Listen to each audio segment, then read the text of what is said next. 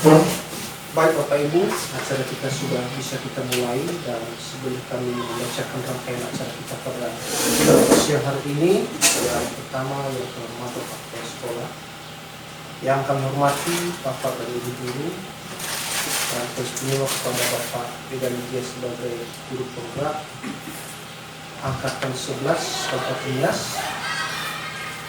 Salam sejahtera buat kita semua, Yahoo. Yahoo. Rangkaian acara tentang pemaparan dan pemahaman dan penerapan budaya positif di SD 076703 Lawalejoyo oleh guru penggerak angkatan 11 Kabupaten Nias pada hari ini, Sabtu 24 Agustus tahun 2024. Yang pertama, kata pengantar sekaligus membawa acara oleh kami sendiri Bapak Terjana Logia. Yang kedua, kata sambutan sekaligus arahan bimbingan yang disampaikan oleh Bapak Kepala Sekolah. Ketiga, pemaparan materi oleh Bapak Beda Lydia sebagai guru penggerak. Keempat, ruang diskusi. Kelima, kata penutup yang disampaikan oleh Ibu Masini Ajay. Jadi inilah acara kita yang akan kita laksanakan pada hari ini.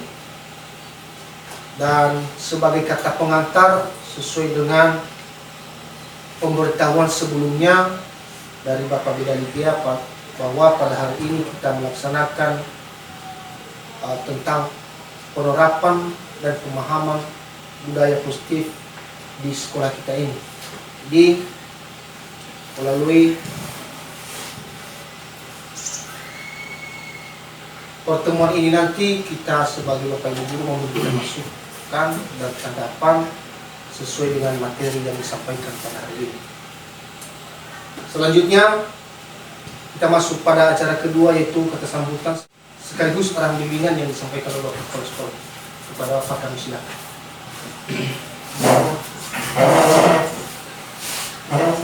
Baik Bapak dan Ibu, sebelum kami menyampaikan sambutan dan arahan bimbingan, sebelum dulu kami menghormati rekan-rekan Bapak Ibu Guru semuanya, dan terutama pada secara khusus Bapak Beda Lydia SPD sebagai calon guru penggerak angkatan ke-11 di Kabupaten Nias tahun 2024 ini.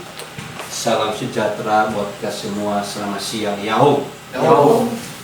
Sebagai warga kita puji syukur kepada Tuhan Yang Maha Esa, yang mana pada saat ini di sekolah kita SD 076703 Lawalejoyo telah terpanggil satu orang guru untuk mengikuti kurikulum Merdeka yang sedang diwacanakan oleh pemerintah sekarang ini, yang mana Bapak Gia sebagai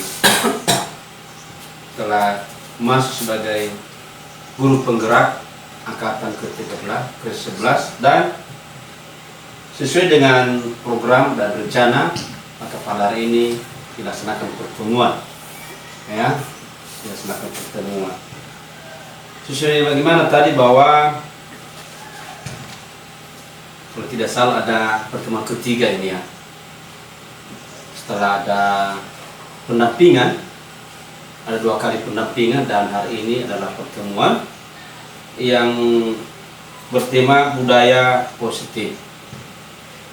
Bagaimana budaya positif itu? Ada budaya positif dan negatif.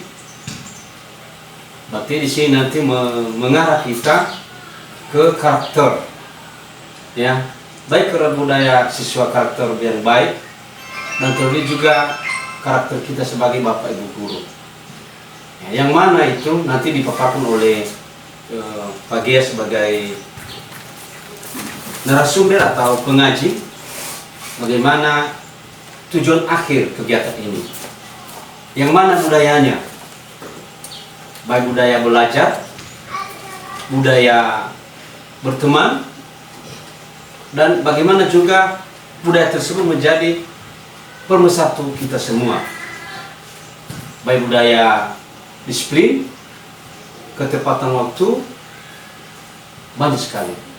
mungkin nanti Pak Gia bisa memaparkan kita ke ranah tersebut. Oleh karena itu, kita dari sekolah mengucapkan dan menyambut baik ini, program ini, dan saya kira bukan hanya Pak Gia, kita nanti bisa mentransfernya atau mengikutinya agar kegiatan ini bisa berhasil. Karena satu orang berhasil, berarti semua kita nanti itu menjadi keberhasilan kita semua. Kepada kita semua, kepada Bapak Gia, terima kasih sudah memfasilitas dan sudah melaksanakan ini. Lalu apa hal-hal yang ke ranah kemajuan nanti, Bapak jangan segan-segan menyampaikan sehingga bisa kita berkolaborasi antara Bapak Ibu guru dan guru mata pelajaran. Bagaimana sebenarnya itu kurikulum merdeka yang sedang hangat di tingkat nasional. Kepada Bapak Ibu juga yang masih belum, kami himbau, masih ada kesempatan. Itu ada program angkatan ke-12 kemarin, ya silakan. Mari kita himbau melalui PMM, pelajari terus, sehingga dengan mempelajari hal-hal baru ini menjadi bakal kita, menjadi pengetahuan kita, terutama nanti mengikuti kegiatan seleksi-seleksi kegiatan pemerintah ke depan. Mari kita laksanakan, ikuti bersama Bapak Ibu, sehingga semua kegiatan ini bisa sesuai yang diharapkan. Demikian yang kami sampaikan. Terima kasih dan selamat siang. Yahoo. Demikian. Baik, terima kasih sambutan sekaligus arahan dari Bapak Kepala Sekolah. Kita lanjutkan, yaitu pemaparan materi yang disampaikan oleh Bapak William Gia sebagai guru penggerak.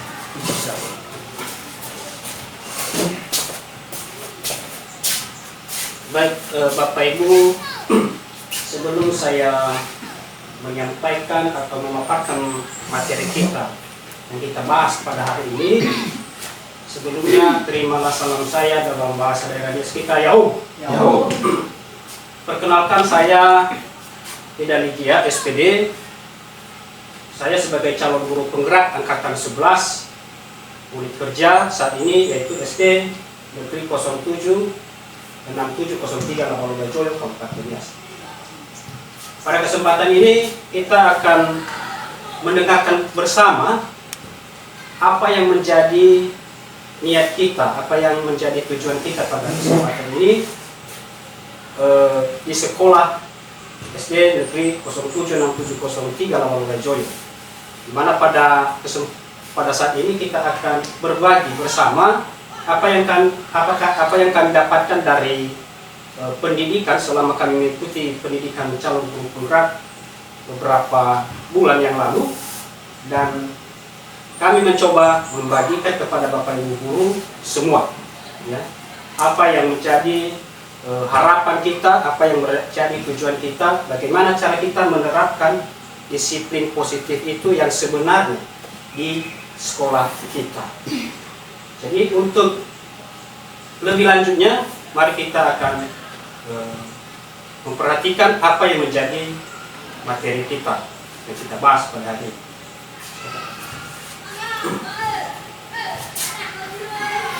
Baik Bapak Ibu, pada kesempatan ini sesuai dengan yang saya sampaikan tadi, yang kita paparkan bersama, yaitu tentang budaya positif. Tentu budaya positif di sekolah kita ini memang sudah kian ada. Hanya saja bagaimana cara menerapkannya, ya itulah yang harus kita bahas bersama. Apa yang seharusnya kita lakukan? Bagaimana caranya supaya budaya positif itu di sekolah kita ini bisa berkembang dan sesuai dengan harapan dan tujuan pendidikan kita pada saat ini. Oke. Jadi Bapak Ibu, pada saat ini kita akan memilah satu persatu, ya, apa yang menjadi budaya positif kita. Itu ada 7 bagian. Yang pertama itu tentang perubahan paradigma belajar. Baru disiplin positif. Baru kebutuhan dasar manusia. Berikutnya motivasi perilaku manusia. Berikutnya posisi kontrol restitusi. Berikutnya keyakinan kelas. Dan terakhir adalah segitiga restitusi. Nah, untuk lebih jelasnya, coba kita perhatikan bersama apa itu ya pembelajaran dengan paradigma baru. Ya. Jadi pembelajaran paradigma baru itu ya dirancang berdasarkan prinsip pembelajaran yang berdiferensiasi. Ya, jadi pembelajaran yang berdiferensiasi itu adalah pembelajaran yang dirancang sesuai dengan kebutuhan murid. Ya, bukan kebutuhan Bapak Ibu guru, tapi kebutuhan murid. Apa yang mereka butuhkan pada saat itu kita sesuaikan dengan perencanaan pembelajaran kita. Itu namanya pembelajaran berdiferensiasi. Ya. Jadi pembelajaran berdiferensiasi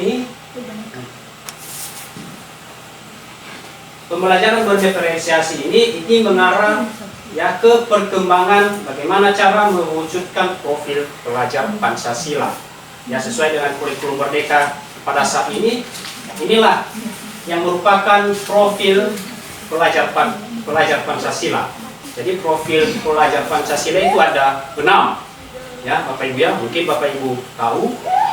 Yang pertama itu adalah yang beriman, bertakwa, ya, kepada Tuhan Yang Maha Esa dan berakhlak mulia. Ya, ada sebuah lagu kalau kita buat ini dalam lagu ya, belajar Pancasila, beriman dan bertakwa pada Tuhan Yang Esa dan berakhlak mulia, berkebinekaan global, gotong royong mandiri, kreatif dan bernalar kritis. Jadi profil pelajar Pancasila itu harus kita ingat-ingat Bapak Ibu ya. Jadi ada 6 ya. Ya, supaya memudahkan kita, coba kita peragakan bersama. Oke, mari kita peragakan Bapak Ibu ya. Pelajar Pancasila, ya. Sekali lagi, pelajar Pancasila, beriman dan bertakwa pada Tuhan Yang Esa dan berakhlak mulia, berkebinekaan global, gotong royong mandiri, kreatif dan bernalar kritis. Ya, jadi ini bisa kita terapkan di dalam kelas. Ya, bukan hanya guru yang mengetahui apa saja yang menjadi profil pelajar Pancasila. Bisa kita sebarkan kepada anak-anak kita, bisa. Ya. Jadi inilah pembelajaran ya dengan paradigma baru yang kita harapkan di satuan pendidikan kita saat ini. Oke. Nah, masuk kita ke sini, disiplin positif. Nah, ini ada di sini kalimat kata disiplin. Tambah lagi positif. Mungkin disiplin tidak asing lagi kepada kita. Definisi singkatnya itu ya, kalau disiplin itu adalah sebuah tindakan menaati aturan. Itu dia disiplin. Bukan disiplin positif. Nah, itu perbedaannya. Kalau disiplin itu menaati aturan. Siapa yang membuat aturan itu? Nah, sedangkan kalau disiplin positif ini definisinya begini. Disiplin positif adalah pembiasaan hal yang baik, mencakup sikap atau perilaku maupun tutur kata oleh seluruh warga sekolah, terutama bagi murid ya, agar dapat berkembang menjadi pribadi yang kritis, mandiri, bertanggung jawab. Nah, sebagai pendidik, tujuan kita adalah menciptakan peserta didik yang memiliki disiplin diri sehingga mereka berperilaku mengacu kepada nilai-nilai kebajikan universal dan memiliki motivasi dalam diri menuju perubahan perilaku ke arah yang lebih baik. Nah, jadi untuk lebih jelasnya nanti kita akan bahas ke depannya bagaimana cara menerapkan disiplin positif ini. Nah, masuk kita ke materi yang kedua ini tentang kebutuhan dasar manusia. Nah, jadi kita sebagai manusia di sini pasti memiliki kebutuhan. Ya, mau tidak mau harus. Ya, tidak boleh ditunda. Tidak boleh ditiadakan. Ya, ini namanya kebutuhan dasar manusia. Jadi kebutuhan dasar manusia ini ada 5 ya, Bapak Ibu ya. Yang pertama itu bertahan hidup. Ya, kebutuhan bertahan hidup itu seperti apa ya? Seperti makanan. Nah, itu tidak ada istilah tawar menawar, boleh ditunda. Kebutuhannya itu adalah kebutuhan dasar manusia. Ya. Kedua, kasih sayang dan rasa diterima. Apa itu? Ya, rasa diterima, dipedulikan, berbagi, kerjasama, dan menjadi bagian di dalam kelompok. Itu yang kedua. Yang ketiga adalah penguasaan. Apa yang menjadi penguasaan kita? Yang pertama itu ya seperti misalnya harga diri. Nah, kita sebagai manusia harus ada juga harga diri kita. Nah, itu namanya penguasaan. Dan selanjutnya berikutnya kebebasan. Nah, kebebasan ini kita tidak mau ya, kita tidak mau orang lain ikut mengatur-ngatur kita. Nah, itu namanya kebebasan. Ya, kebebasan seperti ya, misalnya mandiri, memiliki pilihan, mencoba hal baru, dan mampu mengendalikan arah dirinya. Nah, jadi yang terakhir ini adalah kesenangan. Ya. Jadi kebutuhan kita di sini, kehidupan kita ini memang butuh senang sekali, kesenangannya. Jadi tidak ada orang yang tidak mau, tidak senang. Semua kita di sini pasti ingin kesenangan. Demikian juga murid. Dia menginginkan supaya dalam dirinya ada kesenangan. Nah, jadi ini dia. Seperti misalnya humor, antusias dan tertawa. Itu dia. Nah, jadi ini adalah 5 kebutuhan dasar manusia. Nah, ini motivasi perilaku manusia. Ya, ini mengarah ke murid ya. Motivasi perilaku manusia. Nah, kita harus tahu dulu apa itu motivasi ya. Motivasi itu merupakan dorongan yang timbul pada diri seseorang secara sadar dan atau tidak sadar untuk melakukan suatu tindakan dengan tujuan tertentu. Ya, kita juga sebagai guru pasti ada motivasi kita. Demikian juga murid, ya, dia memiliki motivasi tertentu.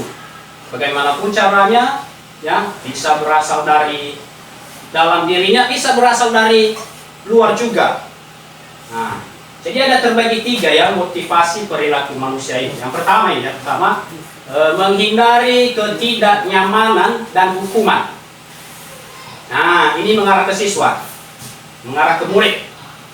Murid itu baru termotivasi, ya, termotivasi dirinya dalam melakukan sebuah kegiatan atau hal-hal tertentu, ya, itu dikarenakan harus karena ada hukuman. Dia takut karena ada hukuman. Ini namanya motivasi ekstrinsik.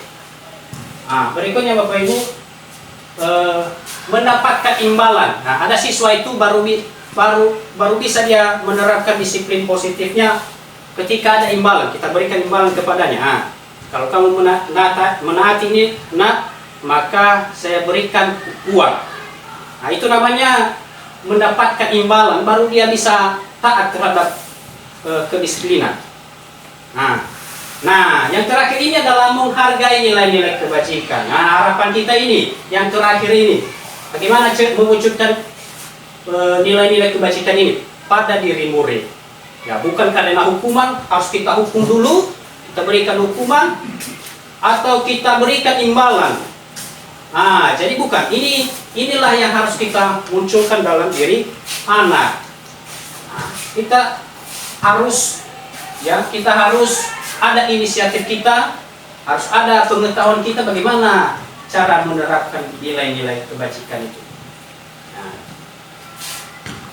Nah, ini posisi kontrol guru.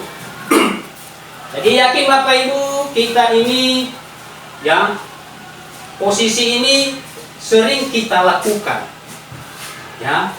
Tapi rata-rata kita itu, posisi kita itu biasanya kita ke nomor 1 dan kedua. Ya, apa itu nomor 1? Penghukum. ya penghukum. Nah, rata-rata kita sebagai Bapak Ibu guru, ya ketika ada siswa yang bermasalah, maka posisi kita di situ kadang posisi penghukum. Kita hukum murid, entah kita kasih berdiri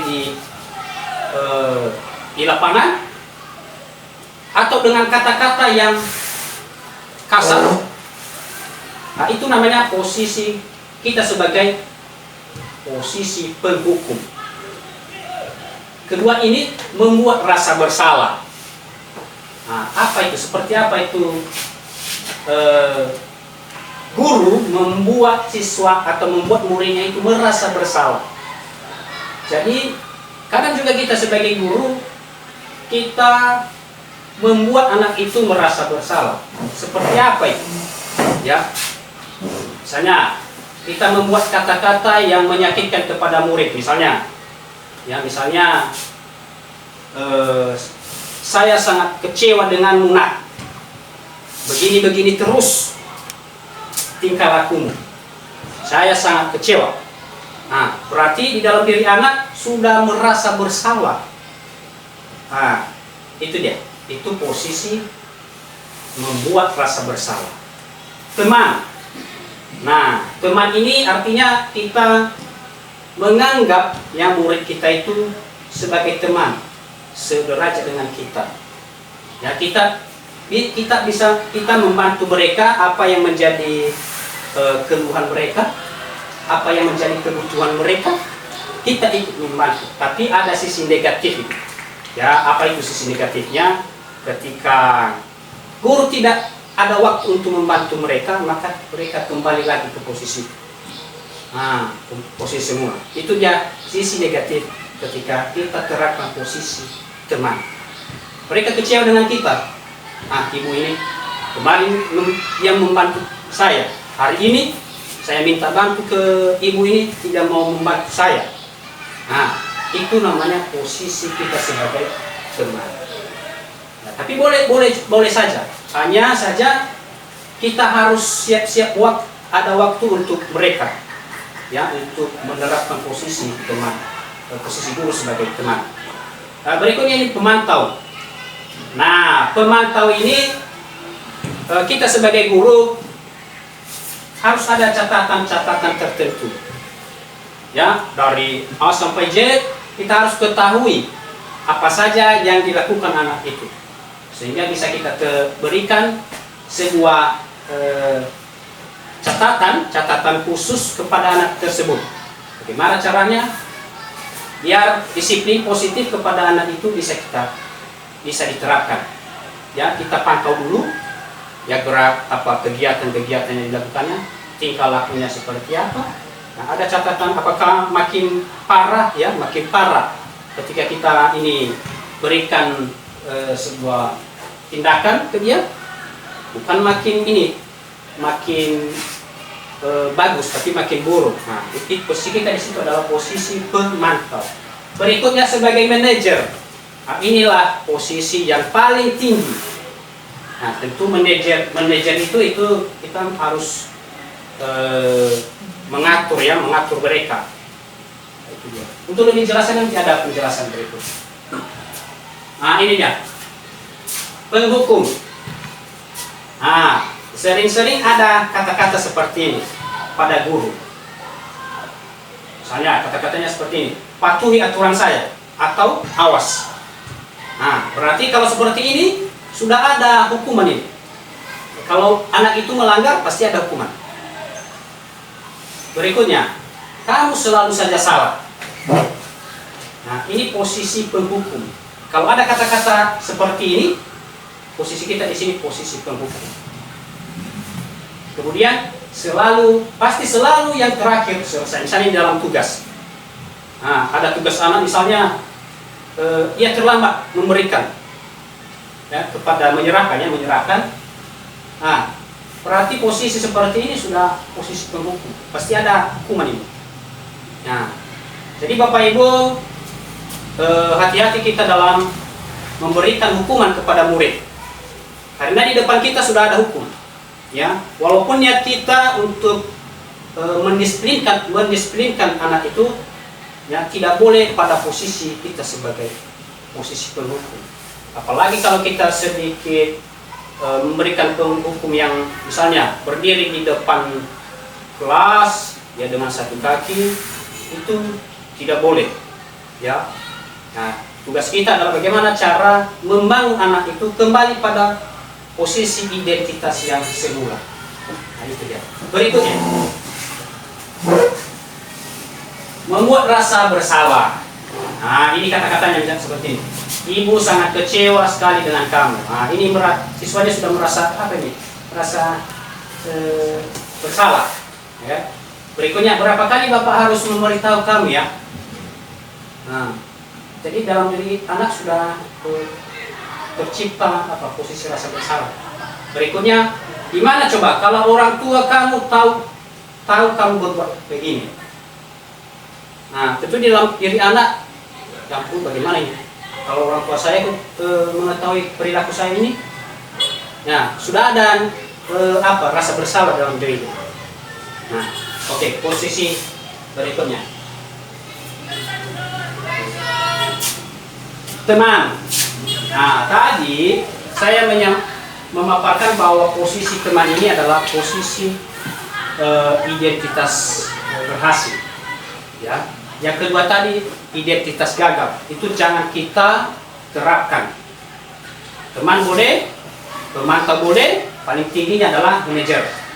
Nah, teman ini dia misalnya, ayo bantulah dari Bapak, ya. Misalnya ada kata-kata seperti itu, kita menganggap bahwa anak itu sederajat dengan kita, ya, sehingga dia tidak segan-segan untuk menanyakan atau menjadi keluhan. Nah, misalnya kita sampaikan kata-kata seperti ini, ya, ayolah bantulah dari Bapak, ya.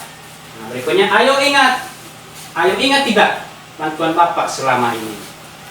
Nah, berikutnya, ya mudah kali, ya sudah kali, ini tidak apa-apa, nanti Ibu bantu bereskan. Nah, ini tadi saya mengatakan tadi ada hal negatifnya. Itu hal negatifnya misalnya seperti ini. Hal negatifnya dari posisi teman adalah bila suatu saat guru tersebut tidak membantu, maka murid akan kecewa dan berkata, saya pikir Bapak Ibu teman saya. Nah, ada kekecewaan. Nah, itu dia. Ya. Nah, yang penting di sini, ketika kita ada di posisi ini, harus ada waktu penuh kepada si anak. Ya. Oke, lanjut Pak. Tempatnya, posisi keempatnya itu pemantau. Nah, pemantau kita harus ketahui dulu. Pemantau berarti mengawasi. Pada saat ini, pada saat kita mengawasi, kita bertanggung jawab atas perilaku orang yang kita awasi. Posisi pemantau berdasarkan pada peraturan dan konsekuensi dengan menggunakan sanksi atau konsekuensi. Nah, seperti apa? Nah, ini ada pertanyaan-pertanyaan seperti ini misalnya. Peraturan apa? Apa yang telah kamu lakukan? Nah, kemudian sanksi atau konsekuensinya apa? Nah, misalnya pertanyaan-pertanyaan seperti itu. Oke, lanjut Pak.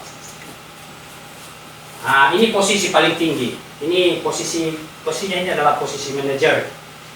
Ya, manajer ini adalah posisi di mana guru berbuat sesuatu bersama dengan murid, mempersilahkan murid mempertanggungjawabkan perilakunya, mendukung murid agar dapat menemukan solusi atas permasalahannya sendiri.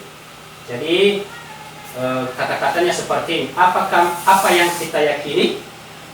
Nah, kemudian apakah kamu meyakininya? Jika kamu meyakininya, apakah kamu bersedia memperbaikinya? Jika kamu memperbaiki ini, hal ini menunjukkan apa tentang dirimu? Pokoknya apa rencana kamu untuk memperbaiki hal ini? Ya. Ini posisi paling tinggi. Keyakinan kelas. Selama ini kita melakukan menerapkan istilah peraturan, ya, peraturan kelas. Nah, namanya juga peraturan itu siapa yang membuat peraturan? Saya tanya dulu kepada Bapak Ibu. Misalnya di dalam kelas kita, kita buat peraturan. Siapa yang membuat peraturan? Hah? Guru kan? Tanpa kita libatkan siswa. Nah, itu bedanya. Kalau keyakinan kelas harus kita libatkan siswanya. Itu bedanya. Kalau peraturan hanya kita sebagai guru yang membuatnya tanpa diketahui oleh mau tidak mau murid itu harus diikuti. Pasti ada konsekuensinya juga. Nah, kalau keyakinan kelas dimusyawarahkan dulu di dalam kelas. Nah, ini tugas kita. Nah, sebelum kita terapkan restitusi sudah ada ini keyakinan kelas. Kita buat dulu keyakinan kelas. Nah, langkah-langkahnya seperti apa? Pertama, meminta siswa untuk menulis keyakinannya. Kita minta kepada murid untuk menuliskan keyakinan yang menurutnya, yang sebelumnya peraturan, ya anggap peraturan. Ya, biarlah mereka tulis. Kemudian setelah ditulis, ya kita bahas bersama. Kita bahas, baru juga kita sebagai guru memilah-milah keyakinan kelas itu apa yang menjadi prioritas kita, mengelompokkan, kemudian mengubah keyakinan agar menjadi kalimat positif. Apa maksudnya ini? Saya berikan contoh misalnya.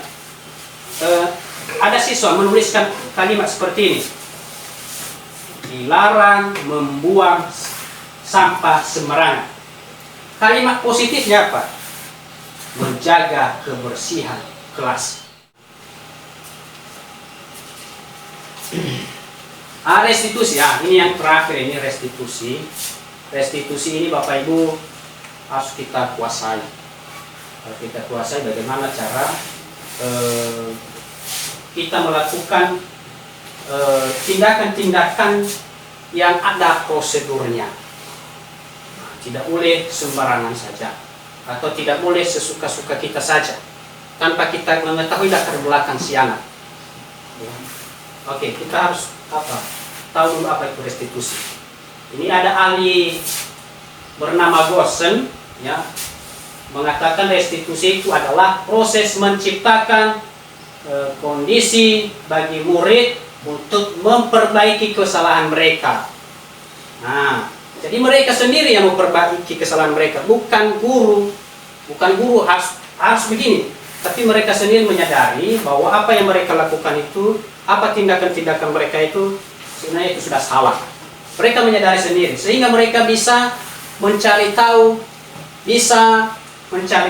dan apa yang menjadi solusi supaya tidak terulang lagi kesalahan-kesalahan mereka. Nah, oke, ciri-ciri restitusi ini seperti ini ya, hanya bukan menebus kesalahan, namun belajar dari kesalahan. Nah, misalnya murid berbuat salah. Nah, tentu biasanya itu bagaimana cara menebus kesalahannya? Kita berikan berupa pukulan? Bukan, kan seperti itu. Namun kita harus bisa menyadarkan murid itu, ya, supaya belajar dari kesalahannya. Berikutnya memperbaiki hubungan, ya. Berikutnya tawaran bukan paksaan, ya, jangan kita paksa juga. Berikutnya menuntut untuk melihat ke dalam diri. Baru mencari kebutuhan dasar yang mendasari tindakan. Baru fokus pada karakter, bukan tindakan. Baru menguatkan dan fokus pada solusi. Nah, untuk selanjutnya kita akan membahas bagaimana itu, ya, tindakan-tindakan restitusi. Sebelum masuk kita ke sana, saya minta bantu dulu untuk melakukan pendekatan seperti apa itu restitusi. Saya minta bantu dulu kepada Ibu Jai, ya, Ibu Jai sama Ibu Nida sama Ibu Mas Sijai. Ya, boleh saja berdiri di tempat. Seperti apa itu restitusi? Ya, oke. Misalnya di tangan Ibu ada sebuah benda yang berharga. Coba begini dulu, Ibu Jai. Misalnya ada benda yang berharga. Biasanya kalau di tangan kita ada benda yang berharga, ya, apakah kita biarkan saja ketika orang mengambilnya? Ya kan? Oke, coba dulu Ibu Jai buka kalau buka telapak tangan Ibu Jai. Silakan, coba buka. Paksa ya? Ya, terserah. Coba dulu. Paksa lah. Jadi kan Bagaimana cara? di sini kan ketika Ibu masih ya membuka tangan Ibu Nida pasti ada penolakan. Karena yang di tangannya itu, yang ada di dalam tangannya sudah ada rahasia. Apa itu benda berharga. Nah, jadi ketika itu dibuka secara paksa pasti dia bertahan apapun bagaimanapun caranya dengan cara paksa, maka tidak akan dibuka. Ya, dan walaupun ketika kita buka, walaupun ketika dibuka secara paksa pasti dia emosi. Ya. Jadi demikian juga dengan murid. Kalau kita memaksa dia, ya misalnya ada masalah pada diri si anak, kita paksa. Ya, kita paksa. Apa itu yang menjadi masalah? Ya, padahal masalahnya itu merupakan rahasia pribadinya. Ya. Tapi kita di sini sebagai guru, ya, harus ada teknik tertentu. Apa kira-kira tekniknya itu? Bagaimana caranya supaya Ibu Jai luluh hatinya bisa membuka telapak tangannya? Bagaimana cara ini misalnya?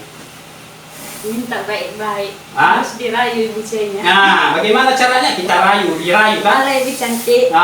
Bisa. Saya lihat apa ini hadiah ini di dalam tanganmu ini. Kalau Ibu Jai kasih, makin tambah cantik, Bu. Ya kan? Artinya di situ kan? Bolehlah katanya. Ya. Oke, terima kasih. Itu contoh pendekatannya. Bagaimana? Oke, silakan dulu. Pendekatan restitusi. Ya, restitusi itu bukan secara paksa. Kita paksa si anak harus terbuka kepada kita, tidak. Tapi kita memberikan stimulus kepada mereka, biar mereka bisa terbuka kepada kita. Ya, sebagai guru. Dan jangan juga kita sebagai guru ketika si anak terbuka dengan kita, apa yang menjadi rahasianya yang tidak boleh juga disebarluaskan, jangan kita juga. Itulah komitmen kita ketika ada anak ya terbuka dengan kita. Ya. Apalagi ini ya masih mending di SD. Ya, kalau SMP, SMA ada rahasia-rahasia mereka tertentu itu. Ya, misalnya ada hubungan-hubungan harmonis. Nah, mereka ada masalah sehingga proses belajar di dalam kelas terganggu. Nah, tentu harus ada langkah-langkah. Kalau kita biarkan anak-anak itu merenung sendiri, ya tidak bisa kita laksanakan pembelajaran dengan efektif. Harus kita tuntaskan dulu apa yang menjadi masalah. Nah, itu dia restitusi. Langkah-langkahnya seperti ini. Langkah pertama adalah menstabilkan identitas. Kenapa harus kita stabilkan identitas? Misalnya masalahnya seperti ini. Ada siswa berkelahi dengan temannya. Ini dua orang ini berkelahi. Maka harus kita lakukan tindakan langkah-langkah restitusi, menstabilkan identitas. Bagaimana cara kita supaya si anak tidak marah, tidak memuncak emosinya. Maka kita sebagai guru harus kita lakukan tindakan menstabilkan identitas. Apa yang menjadi poin-poin penting dalam menstabilkan itu? Kita anggap ya, kita ini sebagai guru, mereka juga sebagai siswa. Pada sebelumnya kita sudah pernah menjadi siswa. Kedua, apa yang siswa langgar atau ketidaksesuaian dengan peraturan sekolah itu kita anggap ya sudah pernah kita langgar juga kita sebagai guru. Kita anggap posisi siswa itu posisi kita. Posisi siswa itu sebagai posisi guru itu, posisi kita sebagai guru itu kita anggap sebagai posisi siswa. Nah, apa sih yang menjadi poin-poin penting? Saya kata-kata ada di sini. Setiap orang pasti sudah melakukan kesalahan. Kita sadarkan dulu. Artinya mereka tidak takut, ya. Mereka tidak takut terhadap kesalahan yang mereka buat. Ya. Kemudian kamu bukan satu-satunya yang pernah melakukan kesalahan ini. Ya, restitusi ini. Nah, setelah kita lakukan itu, baru kita masuk ke langkah berikutnya, validasi tindakan. Nah, validasi tindakan itu ya tidak dilakukan untuk ya supaya si anak sadar sendiri, ya sadar sendiri terhadap tindakan yang dilakukannya. Ya bukan kita yang ini memaksanya. Artinya berasal dari dirinya sendiri bahwa ia sadar akan kesalahannya, dan dia sadar bahwa dia mendapat solusi tersendiri bagaimana cara menangani masalahnya. Nah, baru kita geser lagi ke langkah berikutnya. Itu langkah berikutnya tadi adalah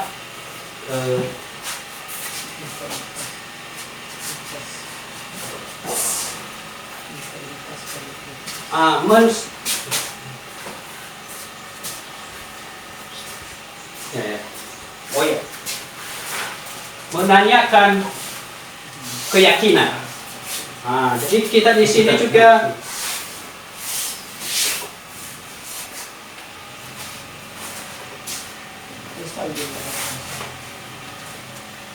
kita sebagai guru juga harus kita lakukan tindakan seperti ini, ya, yaitu menanyakan keyakinan.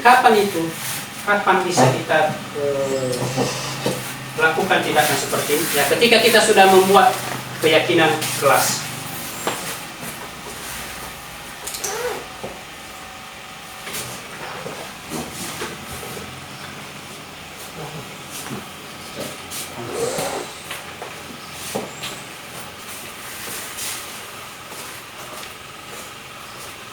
Jadi Bapak Ibu, tadi ada 3 langkah.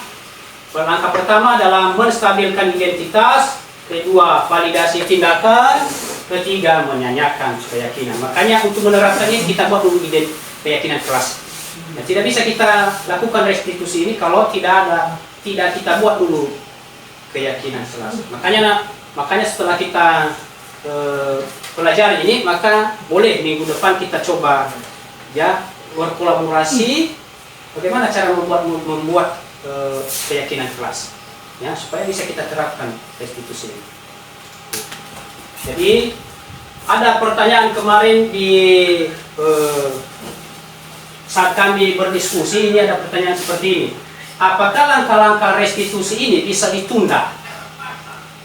Ya, maksudnya hari ini kita laksanakan langkah-langkah yang pertama, menstabilkan identitas. Baru lagi atau besok atau 2 hari lagi kita masuk ke validasi tindakan. Baru hari berikutnya menanyakan keyakinan. Jawabannya adalah tidak. Ya, kenapa? Misalnya ada masalah si anak. Kalau kita tunda-tunda, takutnya ada pihak ketiga. Ya, misalnya berkelahi atau ada kesalahpahaman ya, antara siswa. Nah, kalau kita tunggu dulu ya, kita tunggu dulu 2 minggu lagi. Nah, baru kita terapkan dulu ini. Ya, baru kita proses kasus dulu. Nah, jadi lama-kelamaan kan ada pihak ketiga, makanya nanti masalahnya bukan berkurang, ya, tapi bertambah. Siapa yang repot? Kita juga sebagai Bapak Ibu guru. Maka ini langkah-langkah seperti ini harus kita terapkan. Ada juga pertanyaan begini lagi kemarin pada saat berdiskusi. Apakah langkah-langkah seperti ini tidak boleh berurutan? Misalnya yang pertama kita terapkan misalnya langkah kedua. Ya, langkah kedua ini baru misalnya langkah ke-1, baru langkah ketiga. Tidak boleh. Ya. Kenapa? Kenapa harus kita mulai dari awal? Misalnya tadi seperti ada murid pada posisinya marah, kita lakukan tindakan nomor 2. Kita suruh dia nggak salah ini, silakan berdiri. Ya. Nah, tentu di sini, apalagi kalau kita berikan hukuman berat berupa hukuman fisik, pasti sudah ada dendam di hatinya, kepada kita sebagai guru. Maka tidak boleh. Maka langkah yang pertama harus kita lakukan, menstabilkan dulu identitas. Jangan kita marah kepada mereka ketika mereka juga marah. Ya, bukan menyelesaikan solusi itu nanti, tapi menambah bukan menyelesaikan masalah, tapi menambah masalah. Ya, anak juga merasa terkunci, tidak terbuka dengan kita. Apalagi kalau masalahnya itu berat, ya, itu masalah misalnya harga diri, ejekan terhadap dia. Nah, jadi tidak boleh kita lakukan langkah-langkah ini secara tidak berurutan, harus berurutan. Oke. Nah, penjelasannya ini di atas, menstabilkan identitas. Ini menstabilkan identitas dilakukan berdasarkan prinsip bahwa membuat kesalahan adalah bagian dari proses pembelajaran, yang artinya yang nantinya akan menggeser identitas gagal ke arah identitas sukses. Jadi siswa yang menganggap kesalahannya itu sudah biasa itu. Ya, dasarnya supaya anaknya itu bisa memperbaiki dirinya dari kesalahan. Berikutnya validasi tindakan. Validasi tindakan ini, ya, ini dia validasi tindakan yang salah dilakukan berdasarkan prinsip bahwa setiap perilaku berupaya memenuhi suatu kebutuhan tertentu sehingga guru atau orang tua akan bergeser dari pemikiran stimulus respon menjadi proaktif, serta akan lebih mengenali dan mengakui kebutuhan murid dan anak. Nah, misalnya ada anak seperti ini, anak terlambat ya masuk dalam kelas. Apa sih yang tindakan-tindakan yang kita lakukan? Yang pertama tadi adalah menstabilkan identitas. Kita berikan kalimat seperti ini, ya. Bukan hanya kamu yang membuat kesalahan, ya. Papa juga pada saat sekolah sepertimu sudah melakukan kesalahan seperti itu. Namun saat ini kita bukan mencari kesalahan, tapi kita mencari solusi. Ya, supaya kami minggu-minggu ke depan atau besoknya tidak terlambat lagi. Nah, sehingga anak di dalam dirinya terbuka dengan kita. Sehingga langkah berikutnya yang kita lakukan baru validasi tindakan. Ya, validasi tindakan ini dia sendiri mencari solusinya. Kita tanya seperti ini. Bagaimana supaya kira-kira bagaimana supaya ya besok itu kamu tidak terlambat. Ya, atau kita tanya seperti ini dulu. Ya, kita tanya apa alasan mengapa dia terlambat. Ya, kita tanya. Misalnya anak kan biasanya anak kan terbuka dengan kita. Ya, jawabannya pasti begini, karena terlambat bangun. Ya, nah itu dia validasi tindakan. Setelah kita lakukan itu masuk ke langkah berikutnya. Langkah berikutnya itu adalah menanyakan keyakinan. Nah, kata-kata kita seperti ini. Kira-kira terhadap kesalahan yang kamu buat, apa keyakinan kelas yang tidak sesuai dengan pelanggaran kami? Pasti dia mengutarakan seperti ini, kedisiplinan. Nah, kira-kira apa yang menjadi solusi supaya kamu tidak terlambat lagi besok? Pasti dia menawarkan, saya akan cepat bangun. Kita tanya lagi, jam berapa? Memangnya jam berapa kamu itu bangun? Pasti dia mengatakan, saya bangun jam 7. Nah, kalau bangun jam 7 sudah pasti terlambat lagi. Kita arahkan, kita berikan tawaran kepada anak supaya dia bisa mengingat begini. Nah, kalau bangun jam 7 itu ya sudah pasti kamu terlambat. Ya, bagus ya, kita sebagai anak kita itu bangunnya jam 5. Kenapa harus bangun jam 5? Nah, kita juga membantu ibu. Ya, kita membantu kakak juga seperti membersihkan rumah, memasak. Ya, kita sebagai anak juga harus seperti itu. Sehingga sudah terciptalah disiplin positif pada diri anak. Jadi itu Bapak Ibu, ya, restitusi yang harus kita terapkan di dalam kelas kita. Menanyakan keyakinan sudah lanjut.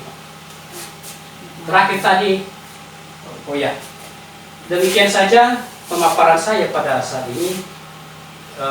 Untuk kegiatan selanjutnya saya kembalikan kepada Bapak ya sebagai moderator. Persilakan. Baik, terima kasih paparan materi pada hari ini. Kita berikan aplaus dulu kepada Bapak Gia.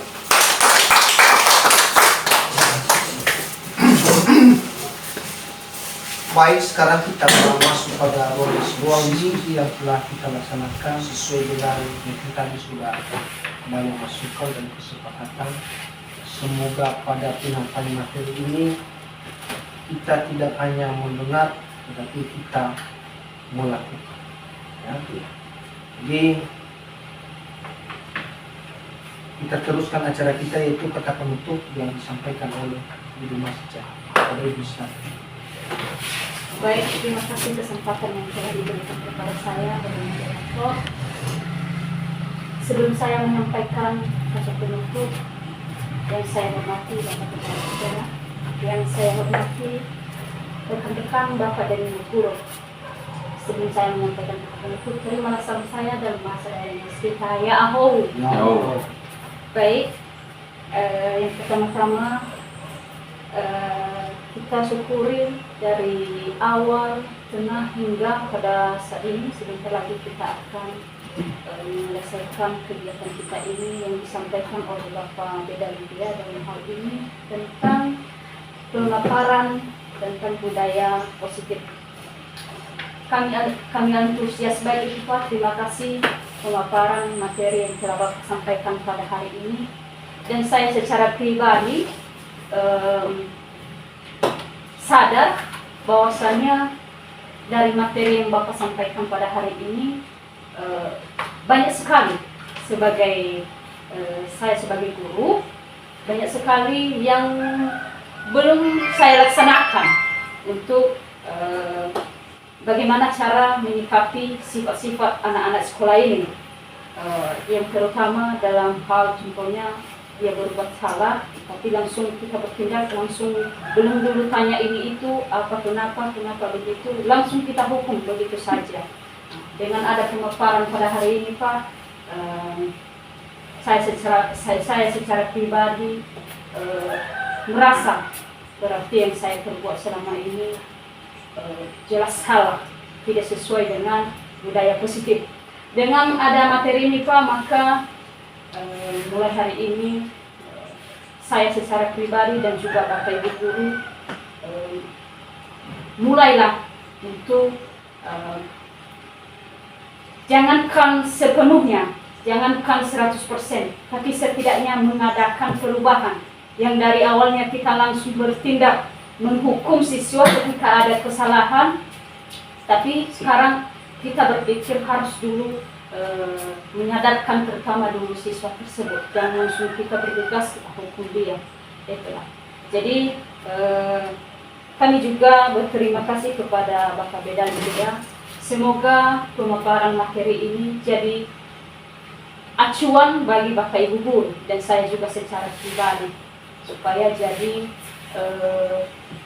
bekal kita bersama dan menjadi juga pedoman kita bersama dan menjadi kesepakatan kita bersama. Jadi itu saja yang perlu saya sampaikan dalam kata penutup ini. Kurang lebih yang saya sampaikan saya ucapkan terima kasih. Ya aho. Ya aho. Baik, ini demikian acara kita pada siang menjelang sore hari ini. Atas segala kelemahan kami selama kami memandu acara kita, kami mohon maaf dan kami ucapkan terima kasih. Ya aho.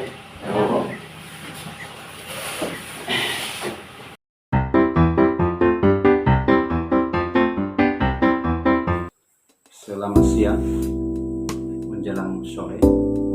Saya yang bernama Adat Baru SPDST, Kepala SD 076703 Lambarejoyo, Kecamatan Babalato, Kabupaten Nias.